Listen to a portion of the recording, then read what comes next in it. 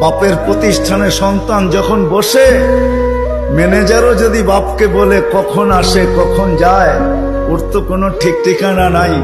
বাপ এক দুই দিন শুনে হয়তো, তৃতীয় দিন বলে তোরা তো মাথা ব্যথা কেন, প্রতিষ্ঠান তো আমার, ছেলেও আমার, কখন আসলো কখন গেল এটা নিয়ে তোর মাথা ব্যথা কি?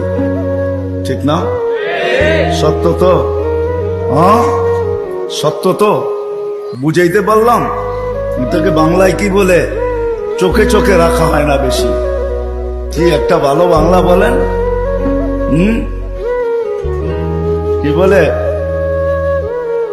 নজরদারিতে রাখা হয় না,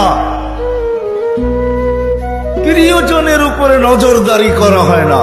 কখন আসলো কখন গেল, ক্যাশ থেকে কি নিল কি রাখলো, বাবা বলে নিল তো আমার ছেলেই নিচ্ছে, অন্য কেউ তো নেয় নাই। আল্লাহ ভালোবাসে, আমাদের উপরে নজরদারি রাখতে চান না। এই জন্যই কোরআন দিয়ে আমাদেরকে বুঝাইতে চান, ইয়াফু আন কাসীর, তোমাদের অনেক গুনাহ এমনি মাফ করে দিন।